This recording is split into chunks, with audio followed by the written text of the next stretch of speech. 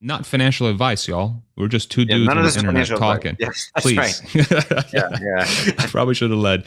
Do yeah, not do anything based with this information. Please do your own yeah. research. But the way I think about it is that the adoption of NACS, so Tesla standard, by all these automakers, I think it does two things. One, it legitimizes Tesla's strategy from the very beginning, that they've been Hmm. going down the right path and they're making the right moves and they've made the right decisions, and that this is basically positioning them in a situation where they are the market leader. So, you start with the charging standard, and then the question becomes, well, what else are they ahead in? You had all these giant automakers who, for the longest time, to your point, were being sold as, hey, these are the people that actually know how to make cars.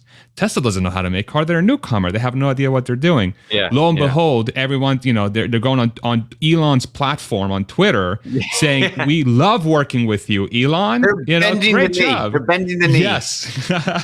So psychologically speaking, I think that does something. And if I think about the market in the short term, through my experience investing, it does really appear that psychological things that are maybe like there is that sense of, wow, Tesla actually knows what they're doing, that could be driving the stock price in the short term. Like today's movement, like, would we really have been up 4% if the Rivian announcement wasn't made? I think so.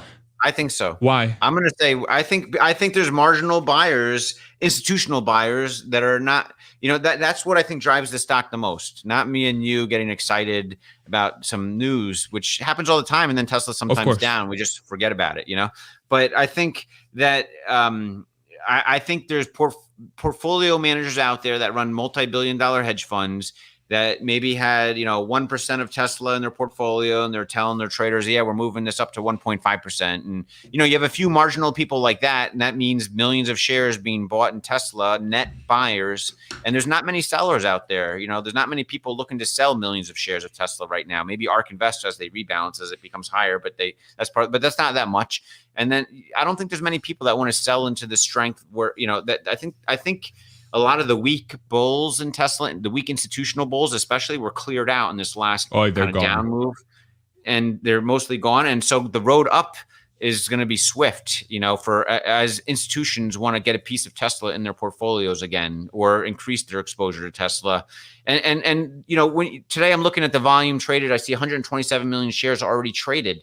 Right. And we still got the whole close to go through. So there's going to be probably, the average is 135 million. So it's probably going to be like between 150 and 200 million shares traded today. So that to me tells me that there's some algos out there working to try to increase, to buy a large chunks of Tesla shares for some big mover, by some big institutions, I think. So when I used to work at investment banking in the back office, there'd be like these program trades, they called it. And it was when electronic trading was first becoming a thing. And basically all the trading is like electronic now, right? And so they would do these volume weighted average price trades. That was like and that's still the most common quantitative, algo trading for getting into or out of a big position for institution, is my understanding. And volume VWAP. And that means at the start of the day, and at the end of the day, like a V, right? It's like this, at the beginning of the day, the volume is the highest. In the middle of the day, it slows down. At the end of the day, the volume is highest traditionally. So when some institution says, I want to buy, 2 million shares of Tesla today, they can't buy it all in one 5-minute chunk, or in 10 minutes even. That'll drive the price up like $20. They're going to get terrible average price fill. And when they're done, there's people that gamed it and are selling down. So what they do is they put in a VWAP order with some big investment bank or some big broker they're using that runs an automated electronic trading system that does the VWAP trade. So that buys, 1,000 shares in the first minute, then 1,000 shares in the second minute, then 1,000 shares 5 minutes later, then 1,000 shares 10 minutes after that. And in the middle of the day, it might be like 500 shares every 10 minutes. At the end of the day, again, it increases to 1,000 shares every minute. So it's just the VWAP curve. That's how it does to achieve the full. And I feel like that's happening today. And when you see these big up moves like this, a lot of time, I think there's some of that going on. And so I think this is a nice thing. And sometimes those get spread out over like 2 or 3 days in a row. There's some big institution, they know they're going to move the market if they try to buy, 2 million shares today. So they say, okay, I'll buy 500,000 today, 1 million tomorrow, and 500,000 the next day, So I think there's been a lot of that going on the last few weeks from institutions. That's my gut feeling. But you're saying that the decision to put in those VWAP orders is based on the Portfolio overall managers. tech, right? But it's based on the overall tech and AI momentum versus some of Yes. this charging. Okay. I So think you there's a really lot of think, that. Yep. I yeah. think a lot of the tech and AI momentum. Yeah, I do. Okay. Because I mean, if that was the case, wouldn't, like to your point of Nvidia being back at all time, back at all time highs and past all time highs, and other tech names being at all time highs, wouldn't the same apply to Tesla as well if that was truly the case? Well, we're working that way, just to a lesser degree. NVIDIA is more like the most pure play AI exposure you can get right now. I think Mm, that's the consensus among institutional Wall Street. After this last earnings thing, everyone NVIDIA is like the nervous system that AI is going to be running on. So and then Microsoft on top of that. Microsoft, ChatGPT, OpenAI alliance. And then there's Google, and then there's some people say Meta or Facebook or whatever. So there's a few other players in there.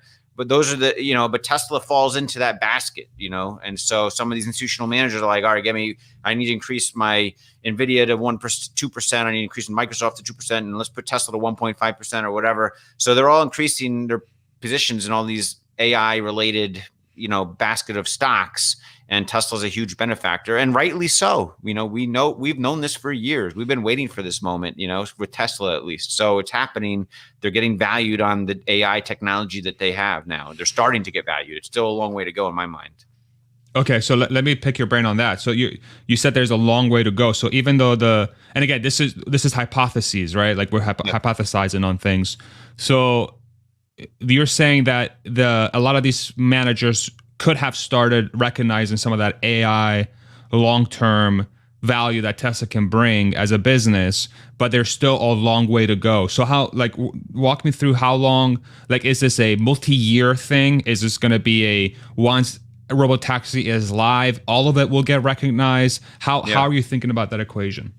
Yeah, to me, the reason I'm so heavily invested still, that I'm sticking with Tesla and so convicted and excited for the long-term future, is the Tesla bot, Optimus, and I think that's going to be the real killer application of Tesla's real world AI. It's going to just be, I buy Elon's, description of what that's going to be like, with, about how he's proven to me many times over the years that they can deliver on his vision, and it just takes longer than expected sometimes. But the next shoe to drop is going to be FSD, technology, robotaxi technology on the Tesla cars.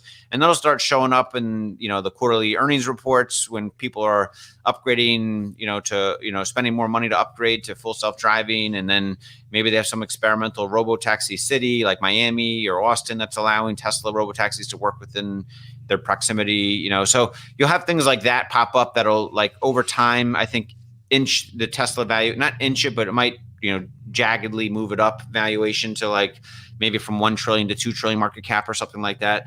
But I think the bot, then once that starts happening, people are going to see around the corner to, like, oh, the Tesla bot might be real. Let's start looking into that, So I think that's going to get all of us excited, and we'll be like, 10 trillion valuation it deserves, and we'll start seeing the path to that. And Wall Street will still take a little longer to get there, and maybe Berkshire Hathaway or something, and starts buying into Tesla between 1 and 2 trillion or something to get in late or something. But at some point, I think the Tesla bot, that's going to be super exciting. I still don't know exactly, what it's going to entail. I just know it's going to be big, and I think it's a very high probability. It's not definite, but I think it's a very high probability. It makes me excited to stay long-term invested, knowing that I have the grounding of the FSD technology around the corner as well. But you think most of that recognition is going to come from the bot, not FSD going live. So it's even though in the long term, yeah. In the long like term, okay, 10 years out, from 5 to 10 years out from here, yeah. So imagine Tesla bot didn't exist. What percentage of, and say it was just Tesla FSD, what percentage of the value do you think Wall Street has recognized thus far on pace to that full valuation being baked into the stock price, if that makes sense? Yeah, I think Tesla could get to 2 to 5 trillion market cap, just with the FSD robotaxi, relatively quickly, like in a matter of, like, it could jump up to there in like 1 year. I think 1 year, meaning like if there's, like, FSD goes live in a few cities and people are more buying it, I think you could jump from, like, 1 to 2 to even 3 or 4 or 5 trillion pretty quickly in a year, let's say, but then it might hover there for a while.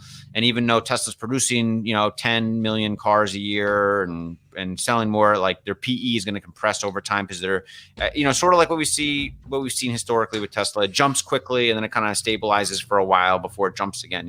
So I think that last jump will not happen though if the tops of what Tesla's doing is just producing a ton of EVs and FSD technology.